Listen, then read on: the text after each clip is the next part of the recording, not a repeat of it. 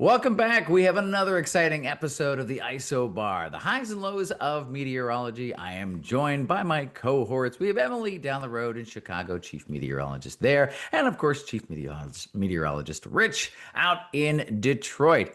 Wow, we do this every 2 weeks, guys, and I feel like every 2 weeks, we wrap it up and I think, oh, what are we going to talk about next time? What are we going to talk about next time? And then Mother Nature is like, oh, here's a whole bunch of stuff. It has been an interesting couple of weeks. I want to start with you, Emily, because again, we were, just recording this and then more flooding your way. Yeah, that's right. So, mid to late August, on the 18th, actually, is when Chicago had another whole round of these really, really heavy downpours. And we've talked about this.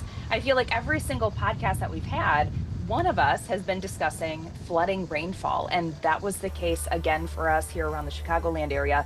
And it wasn't even just a pocket here, a pocket there. We had a line of showers and storms moving through, and there were several counties that were dealing with flood threats and localized flooding, flash flooding because of that. And then we actually had a tornado warning that was issued in Kane County. Fortunately, there was no tornado that was confirmed. We had no damage coming out of that one, but those storms were still producing 60 to 70-mile-per-hour winds. So there were down trees, but we didn't Right. see any structural damages, which is, that's always wonderful news in our book whenever we're talking severe weather. Right, especially in a season that's been particularly windy, right? We were talking about the Very wind a windy. couple of episodes ago, and so nice to see that pivot. Rich, you've kind of been odd meteorologist out a little bit lately. Have you joined Yes. the severe weather party? No, not so much. I have some stories. If you remember a couple weeks ago, I announced that I would be in the Outer Banks Right. in the wake of Hurricane Aaron. So I got a few stories for that. But no, we've missed out on the severe weather. However, because of this cooler pattern, we're seeing more water spouts across the Great Lakes. So, especially down over Lake Erie, near Cedar Point, which is, a favorite area for water spouts in the fall. But of course, this cooler pattern has set up a little earlier than usual. So, Right. we've seen quite a few water spouts, southern Lake Huron and especially over Lake Erie. So, no Which severe makes weather, sense but on water. Lake Erie Yeah, because I, water I spouts lived. are another interesting thing that we get in the Great Lakes. Right. Well, and Lake Erie being the shallowest of the lakes warms up a little bit more, as you guys know. And I used to live along the North Shore way back in my radio days. I lived in a little town called Turkey Point. There you go. Find that one on a map. It It's on sticks the out into Lake Erie. I know that well. Right, right. And so Lake Erie, beautiful for swimming in the late summer, early fall, but you're right, very much prone to those water spouts. That's been fascinating with this early cold. Back here at home, of course, we've had more rain and we've been really spending the last 2 weeks plus just kind of picking up from the historic floods that happened on the 8th and 9th and, a little bit more after that as well. We've got disaster declarations that are being fielded at this point. We've got significant help from the Red Cross rolling in.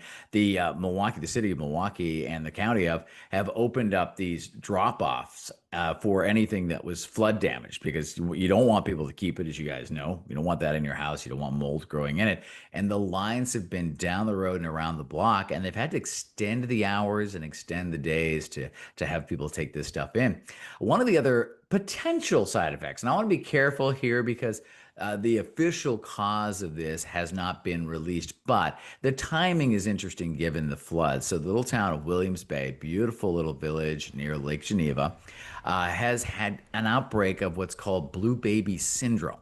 And that's from high nitrites in the soil. Now, again, this is yet to be confirmed, but it would make sense if it has something to do with the flooding, because as you guys know, floodwaters are prone to washing fertilizers and things like that into the water table, and that spikes those nitrites. So, can you imagine? We're all parents here. Can you imagine the scary moment when that was announced in your village that you can't even boil it away? You have to go get bottled water. Yeah, and that's something that, to be honest with you, I had never even heard of until, Rob always briefs us before, we hop on here with our topics, and I saw that, and I had to look it up to know what it was. And as a parent, you think that you kind of know all of the environmental things that you think could happen, especially for us. Like, we're scientists, we pay attention to these things, but Right. that's terrifying, awful. Yeah, I can't even imagine. And the lineups, for bottled water, Rich, you've been in the Michigan area and you dealt with the Flint issues as well. So that's got to be, an interesting callback for you. Yes, I mean this whole ongoing saga of Flint and the water, I'll never forget. There was a cover of one of the national magazines, and it had the picture of Flint, Michigan, and it said "the poisoning of an American city." And it's in our backyard. I mean, that's not our TV market. Flint has its own TV market, but it's really only 1.5 counties away. But it's still fresh in the minds of everyone here in Southeast Michigan, the whole saga of what happened in Flint. So to see something like that happen, in another city to a different degree, it's just very scary. It's Yeah. not a good thing. And we as scientists, we don't want to see that happen anywhere at all. Right. Yeah. We're so reliant on water in so many ways. We don't always think about it because it's so convenient to us, particularly here in the Great Lakes. Now, speaking of water, as I was prepping for this show and deciding what to talk about, I came across this article, and apparently Michigan is too dry for some of the agriculture out there. What's going on your side of the lake? Well, the weekly Climate Prediction Center puts out the U.S. Drought Monitor. I mean, we've Right. all seen that product, and it's actually a very good piece of information. It's free to the public. I mean, if you know where to go and find it, but up through the Saginaw Valley, especially, which is big agricultural part of Michigan. If you picture the thumb, and then you got Saginaw Bay. So Saginaw is a big agricultural area, and they've been dealing with a dry summer for the last 3 months. A lot of beans up there, carrots, corn, wheat. What is there to do, Rob? We Right. all see these drought come and go. Of course, there's been terrible drought out west over the years. So we're dealing with some drought in mid-Michigan, but it's not going to affect the apple crop. I've been doing some reading about it. Oh, that's And of good. course, Michigan apple is a big deal. And thankfully, the Michigan apples are looking good this year. So There you have a go. Michigan apple. I encourage you. There you go. Well, it's almost apple season in Wisconsin as well. I'm sure down in Illinois, Emily, you're getting ready for Yep. that as well. But this cool snap might have a negative impact on some of that. And I know our local farmers are a little bit worried about it being too cool too soon. Yeah, here locally, the Chicagoland area, we have a huge cool down, as do you, coming your way, really the whole Great Lakes region. But we're looking at low temperatures away from the Chicago metro, actually dropping down to near 40 degrees, if not a couple upper 30s sneaking in there. So, Yeah. yeah, the Yeah, fall I is, expect some upper 30s Wednesday night, Thursday morning here in central and southern portions of Wisconsin for sure. yeah, fall is bursting in a hurry. And we're not quite ready for it, as we've discussed before. We're going to unpack summer 2025 in a bit and look ahead to fall. But before we get there, I want to circle back because the Phoenix dust storms are making news. Again, there was just another one the other day that caused zero visibility on one of the interstates. Yeah, and that's something, I got to see my very first haboob here in the Chicagoland area earlier this spring. And it's such a crazy sight to see, but I think when you're not on the roads, you're like, "Oh, this is wild, this is crazy," Right. but it gets very dangerous for everyone that is trapped on the roads because, like you mentioned, near zero visibility, because that dust, and it does take a while to settle as well, and it comes on so suddenly. So when a lot of those dust storm warnings are issued, it's almost on top of you before you can even get to where you're going. Mhm. So it's dangerous for anybody that gets caught in it and very disruptive to travel, whether it's, Sure. on the ground or in the air. Right. I mean, we know how to drive in fog, but driving in dust might be a whole other thing. Now, I've been here in Milwaukee for about 20 years, never had to forecast through a dust storm. Obviously, Emily, you just did. You've been in Detroit longer than that, Rich. Any experience Never. there? Now, I have a story for you. I know dust storms here in Michigan through the years, but 30 to 35 years ago, when I was on active duty in the Air Force, I spent some time in the Middle East, and Oh, I saw two of them. I was in the United Arab Emirates, and twice we had these giant events come where the entire sky is filled with sand and wind, and it's hot. So if you picture a hot, windy, sandy day, it's not pleasant. And I remember on one of them, we had to wear goggles and we had to have scarves around our oh, face wow. because the sand literally gets into your eyes, into your ears, into your teeth. It's so small and it just gets into everything. So these sandstorms out west can be quite debilitating. And thankfully, again, here in the Midwest, it's not a big thing, Right. but very serious for those parts of the country and those parts of the world that do get them. Sure. Has happened, can happen. Obviously, Emily just forecasted through one, and historically, back in the 30s, it was a much more common thing as some of the prairie dust came our way. It also, of course, has that funny weather name that's been, kind of been making the rounds on social media, a haboob, which is, not it gets a lot of middle school giggles, right? And it got me thinking, like what other weird weather words are out there? So the three that I kind of went through the glossary from the American Meteorological Society and popped out to me was crepuscular rays. Ooh. I like that one. It's also a cool phenomenon, right?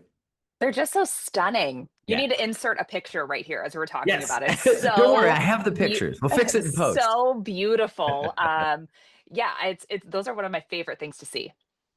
Yeah, it is a very, very pretty phenomenon of the light and the features that we can get from these distant storms and things like that. And yeah, we have some great pictures. We just recently had an event like that here with some storms farther off into Minnesota, actually.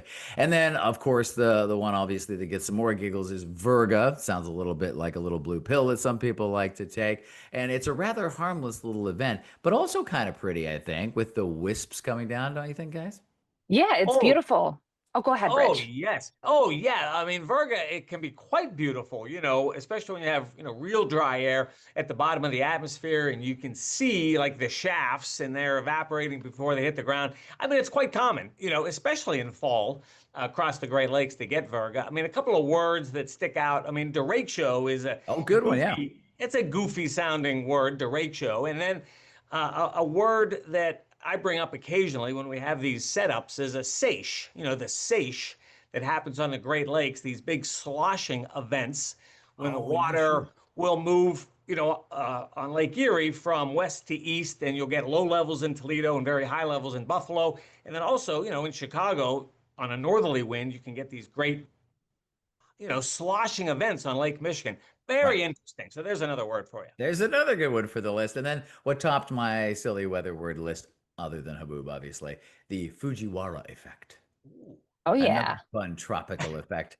Emily, you love the tropical world. You know what this is. I do, yeah. So essentially, you can imagine that you have two very strong storm systems, and then if they come within about 3 to 800 miles of one another, depending on how strong these systems are, they start kind of like dancing around each other. So they get sucked into each other's circulation. Very cool. Right. It's like a weird little waltz that they're doing out Yeah. there on the open water. And now that we're on the topical scene or tropical scene, excuse me, Rich, your vacation was, I guess, either ill-timed or perfectly timed, depending on how you look at it. Obviously, the tropical scene and being in the Outer Banks was an interesting choice the last couple of weeks. Please share with us. Yeah, so we flew down to Norfolk, Virginia. This was like a day and a half after Aaron had made a turn out into the Northern Atlantic. So for those 4 days that we were there, the beaches were closed the whole time because of the rough surf, one, and number two, because of the debris in the water. There was a lot of debris, and you could see the debris, wood and parts of trees and large branches. So that was interesting. And then something else that was very interesting is we drove down to the lower Outer Banks, close to Cape Hatteras. The first day we were there, the roads were closed because of the prolonged northeast flow. The wind and the sand were covering the roads. So the Outer Banks are very exposed down there. So when they get these wind events, literally the sand dunes were breached by the water and the sand. So like we see snow plows in the wintertime in the Great Lakes, I was watching sand plows move the sand off the roads, and there were spots where the sand was 3 feet deep. And that's how Wow. much the water surged over the dunes and brought the sand inland. So Fascinating. very interesting. It wasn't the best of weather, but we went to Kitty Hawk and we saw the Wright Brothers monument, which was Oh, wow. fascinating. And Cape Hatteras is beautiful, and there's a lot of weather history there in Cape Hatteras. So I enjoyed it very much, even though we were dealing with the leftovers of a hurricane that did not make landfall. I mean, this was a Right. tropical system that still stayed quite a bit out off the coast, but direct impacts nonetheless. Right. And I hope you brought some pictures for everybody, for our audience, so we can share them. I'll send them to you. How about that? Yes. I'm going to We send them will. to you, and Rob, you can make it Right. happen. And we'll, through the magic of post editing, we'll be able to look at them throughout the course of this conversation. So Okay. I appreciate that, Rich. And of course, the tropical scene, we're getting toward the tail end here, but this is also the busiest time. So we'll be watching that pretty closely, particularly in the Gulf.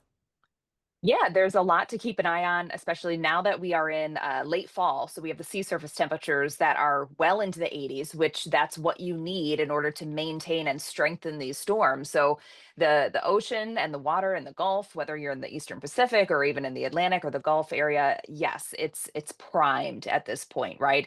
Right. So in the Atlantic currently, things are fairly quiet still. There's one area that we're watching closely for development late this week. It could be forming into a tropical depression, but the Eastern Pacific, it's still been kind of cranking out the storms. We have Category 2 Hurricane Kiko right now that is on a westerly track that is going to be, it's moving out toward Hawaii. So it's really going to be something to watch, but whether or not there's going to be direct impacts, that's still yet to be seen. But it is moving westerly toward those islands. And then we do have Tropical Storm Lorena, and that is likely going to be making landfall in Baja California, the peninsula down there in Mexico. So Still lots to watch for sure, even as we get into fall. And meteorological fall did start as of the first day of September. Looking back on summer 2025, just kind of in brief from each of us, if you would. For me, I kind of have decided that, summer 2025 was hot until it wasn't, and then dry until it wasn't. And it was like a big pivot, too. It was hot, and I should say sticky till it wasn't, too, because early summer, it was hot, it was humid with these long stretches of well above average temperatures. And then August just shut the door on that. We started off with maybe 8 to 10 days of heat. And then the last 3 weeks, it was on the chilly side. And of course, that's also when the historic floods came. Prior to that, perhaps dry is an exaggeration. We certainly did have some rain and we had some pretty good storms, but nothing like what came down in the mid and late parts of August, although we did manage to squeak out a few dry days toward the end of the month. So that's kind of how I'm going to remember summer 2025 here in the Milwaukee metro. Chicago, Emily? it was really the same thing. I loved how you put that, where that it was hot until it wasn't, because it was the same exact way here as well. So we were very hot above average in June and July. August stats are actually coming in cooler than average, and we were wetter than normal as well. So we kind of ended on the very similar note that you did in Milwaukee. And temperatures now, they're about to be cooling off in a really big way. So we'll see how September shakes out. Yeah, right. And then, Rich, what about Detroit? Well, it's interesting because, like Chicago, like Milwaukee, here in Detroit, it was a very warm, muggy summer until it wasn't. And in fact, these last 10 days have really dragged the averages down. Yeah. One of our morning meteorologists, Eric Kever, he put some numbers that we were going to be in one of the top 10 warmest summers, and now we're not even in the top 20. So it's funny how, like, a 10-day stretch can really drag a climatological summer down, Mhm. but it's very comfortable. We had a couple of mornings. I worked over the Labor Day weekend, and in and around Ann Arbor, which is a traditional cold spot here in Southeast Michigan, there were some morning lows in the upper 30s, which Ooh.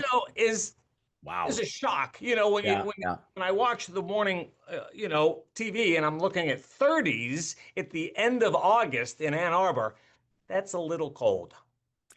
Yeah, no doubt. Quite the pivot indeed. Now, here we go with fall, and we're running a little short on time today. We've had some really good chats here, but I can't close out without kind of talking a bit about the season that I personally love. I love early fall. There's still some warmth, the humidity comes out. Now, the mosquitoes in the Milwaukee area after the floods are probably going to spoil the first 10, 20 days of this part of the season that I love. But other than that, it's my favorite time of year because it's so perfectly comfortable most of the days. And then you have the cool nights to kind of crack open the window and let some cooler air in. Maybe not quite as cool as Wednesday night looks, but other than that, we do pretty well. Are you guys, pro hoodies and PSLs, or are you wishing there was some more summer yet? I always wish there was more summer, except for this year. So I think the Okay. heat really got to me in June and July. So I've really been soaking up these cooler days. And, I'm on the fall train this year. It kind of feels like a new beginning. And I think this is the first year that I'm actually really, really excited for fall. There you go. What about you, Mhm. Rich? I'm a big fall guy. except there's an exception. Here in Metro Detroit, November is the leaf raking season, so it'll be here soon enough. So it seems like once we get beyond Halloween, it's once or twice a week. Myself, all my neighbors, we're out there with the blowers and the rakes. I mean, it's a lot. We have a lot of leaves in my subdivision. So, as much as I love the weather and apples and football and college football, the leaves are in the back of my mind. You need people for that, Rich. I You're think getting Yes, ready for the yes, workout. you got to get the yes. people. Speaking of people, it's back to school. I'm a little wispy because my youngest started her senior year of high school, my middle girl's senior year of college, and of course, my oldest kid is in grad school at this point. Emily, I'm setting you up here because I know you had a wispy morning. I did. I did. So it was my girl's first day of kindergarten. And, I've been looking forward to this one because she's so excited for school. She loves school. But yeah, she just gave me this little look as she was turning around, like, you're not coming in with me. And she Oh. at kindergarten at her school, like they get to where they're going on their own. So it was I was sobbing big tears on the streets of Chicago this morning. I bet. Rich, any back to school memories before we wrap it up? Well, where I live, the elementary school is actually in my subdivision. Oh, So every morning as I'm getting up, 8:15, I can hear the moms and the dads and the kids chattering and talking, and it's all good for me. My daughters are 25 now, but they actually went to that same elementary oh, school. So it's all good. It's a sound of good, healthy education and all the things that go with it. So it's a good that's sound right. for me. Yeah, somewhere in that crowd is another little meteorologist getting ready to go, right? I love So that. I we'll love that. leave it on that note. Thank you so much again, guys, for joining me for yet another episode of the Isobar, the highs and lows of meteorology.